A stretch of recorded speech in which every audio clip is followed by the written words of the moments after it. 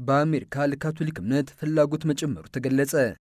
በአሜሪካ በአገር አቀፍ ደረጃ በተደረገ ጥናት እውነትን፣ ዓላማንና ህብረትን የሚፈልጉ ለካቶሊክ እምነት ያላቸው ፍላጎት መጨመሩ ተገለጸ። ከፈረንጆቹ ፌብሩዋሪ እስከ ሜ 2026 ድረስ የተደረገው ጥናት በአሜሪካ 20 ሀገረ ስብከቶች የሚገኙ ከ2100 በላይ ተሳታፊዎች እንደተካተቱበትም ተገልጿል።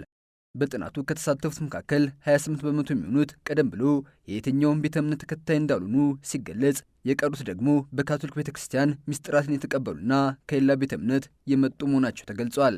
ጥናቱ የካቶሊክ እምነትን ለመከተል ያለው ፍላጎት ከቤተሰብ ወይም ጋብቻ ሳይሆን በተለይም እውነትን፣ ትርጉምና ጥልቅ መንፈሳዊነትን በሚፈልጉ ዘንድ የተስተዋለ መሆኑን አመላክቷል። ጥናቱ በተጨማሪም እነዚሁ የካቶሊክ ቤተክርስቲያን የሚገቡ ወጣቶች በካቶሊክ ቤተክርስቲያን ሉጠርጊያ አስተምሮና 2005 ስርዓት የተሳቡ መሆናቸውን አመላክቷል። የጥናቱ ባለሙያዎች መንፈሳዊ መነቃቃቶች ከፖለቲካም ሆነ ማህበራዊ ሁኔታዎች በላይ መሆኑን አመላክቷል። በዚህም ጥናቱ 77 በመቶ የሚሆኑ ተሳታፊዎች መልካምነትን ለማሳደግ፣ 76 በመቶ እውነትን በበጥ ለመረዳትና 72 በመቶም ውስጣዊ ሰላምን ለማግኘት እንደሚፈልጉ አመላክቷል።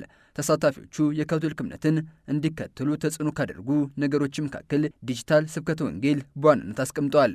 በዚህም በማህበራዊ መገናኛ ብዙሃን የሚለቀቁ መንፈሳዊ ፕሮግራሞችና የጸሎት መተግበሪያዎች ወደ ቤተ ክርስቲያን ይበልጥ እንዲጠጉ እንዳደረጋቸው አመላክቷል። በተቃራኒው ተሳታፊዎቹ ለመንፈሳዊነት ዝግጁ አለመሆን፣ በቁምስናዎች ውስጥ ተቀባይነት ያገኛለሁ የሚለው ጥርጣሬና በሉጠርጊያ ውስጥ ለመሳተፍ መፍራት ከመንፈሳዊነት እንዲርቁ እንዳደረጋቸው ገልጸዋል። በአሜሪካ ለካቶሊክ እምነት ፍላጎት መጨመሩን ያመላክተው ጥናቱ አገረ ስብከቶችና ቁምስናዎች ወደ ቤተ ክርስቲያን የሚመጡ ሰዎችን በመቀበልና እምነታቸውን እንዲያገኙ በማገዝ ላይ ማተኮር እንዳለባቸው መምከራቸውን ቫቲካን ኒውስ ዘግቧል።